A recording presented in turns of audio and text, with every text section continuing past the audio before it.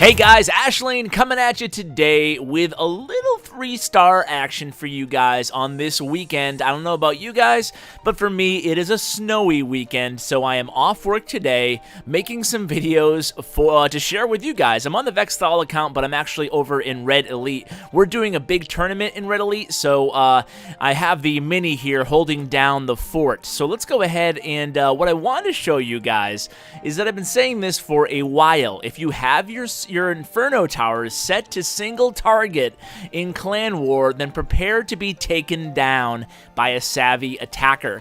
In these ones, we're going to be sharing some great attacks by Tsotsi and Woody. And they're going to be two different ways to take down a base that has a single target Inferno tower. In this base, you can see big no-no. 2 single targets. Man, if they're a Clash with Ash viewer, they're going to know how to take down these bases now if they have single target Infernos. So, we're going to show you 2 ways to do it. On the first way, it's going to be using 4 healers, only 1 golem. In the second replay, we'll share Woody's attack where he uses 5 golems, I believe. So where is Tsotsi going to enter this base from? Well, he's going to do it from the south, and he's going to use, like I said, only 1 golem here. Instead, he's going to start it off with a little bit of a queen walk.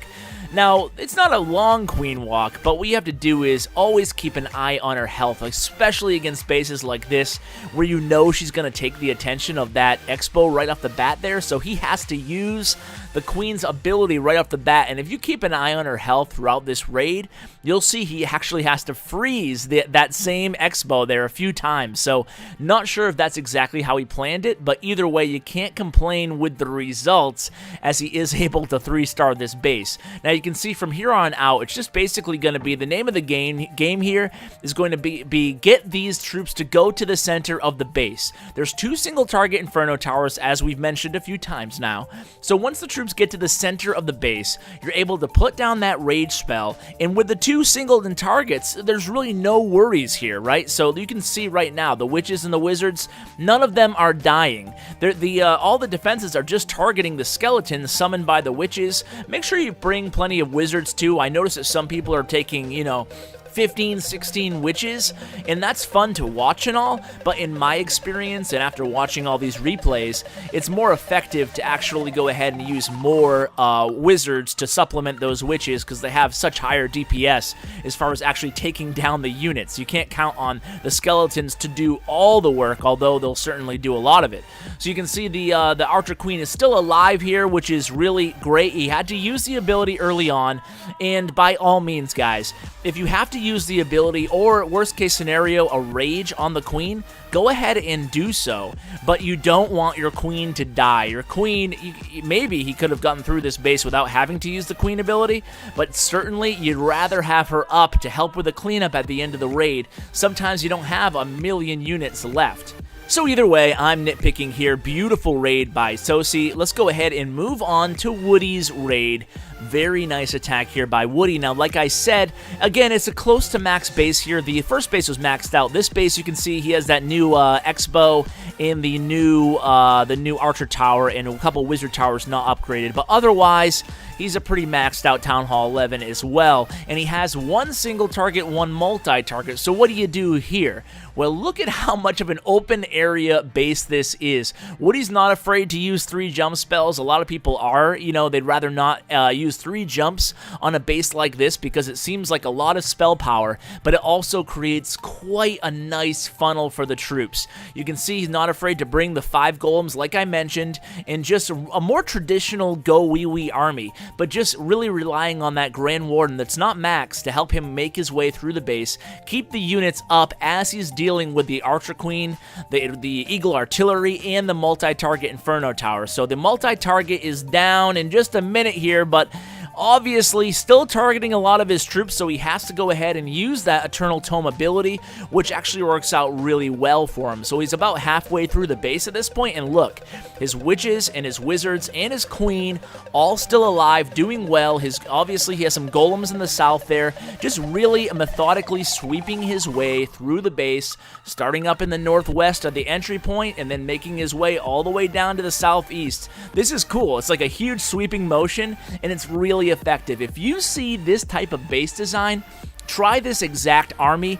This is actually a really popular base. It was really popular pre-update, pre-Town Hall 11 update, and a lot of people just went ahead and modified their bases to add the Eagle Artillery and the Grand Warden, but didn't change the wall structure. And I'll tell you what, you can really run over this base if you have the Grand Warden and you bring an army like this, like Woody did on that nice wide entry. Woody's a really good GoWiWi expert here, and I gotta give a shout to EGY. They're an Egyptian clan, and a few of them commented the last time we warred them a few wars ago.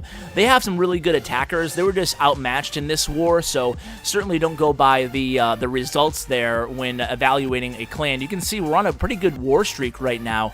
If I can find our war log, here it is. So we have about 9 or so, 10 wins in a row. We went through a couple rough patches, just like any clan. I mean, a lot of people ask me, do you guys win like all your wars? And we certainly don't. We certainly run into some really skilled clans out there. You can see, if you look at it right here, it looks like we're not the best clan. And then if you look at it at the top, it looks like we're really rolling and an amazing clan. So, you know, you win some, you lose some. Just trying to make it through the winter here, like I'm sure you guys are, and I'm enjoying this win streak. Like I said, we are doing a tournament right now in Elite Nation, and oh my god, you know, I've always said that... Yeah, I always said that, you know what, the whole ranged matchups thing, it would be nice, but it's not necessary, and it wouldn't benefit everybody in Clash of Clans, so I understand why they're not doing it. And let me tell you, we're having this big tournament in Elite Nation, right? So we divided up into 8 20-man clans, and we did a whole big schoolyard pick'em, and it was a ton of fun to do. And wouldn't you know, we made sure the war weights were even, and we've done this a lot in the past, so we're definitely experienced at doing these sort of things. And wouldn't you know, 2 of our clans didn't match up, or I should say 4 of our clans, 2 of our matches didn't happen. They just got matched randomly to clans in the wild. So I think I'm gonna be that guy and change my opinion on how badly I'd like to see arranged matchups, because oh geez, it really is heartbreaking when you go through all the effort to try to make clans match up because you want to do arranged tournaments like this, and then they don't. It's really frustrating, I gotta say. I mean, we've had it happen before, but just putting all the work in just to have some fun to arrange tournaments. Man, I really hope there's tournaments added to the game so we can do this much easier. I really hope there is. So I got home. Two of our matches did not go through. Like I said, 2 mismatches. And then I go out to my car right after that, and I have a parking ticket for a snow ban, and there hasn't even been any snow yet. So, oh my god, what a morning I've had so far. But hey, I guess this will just be a Ash rants at the end of the episode. But yeah, so Snowban, we got a ticket. We got 2 mismatches, but hey, I'm gonna have some good replays for you guys on the whole tournament thing. So stay tuned for that. Hope you enjoyed today's episode, and I hope you guys have a great weekend. Thanks so much for watching, and as always, take care, guys.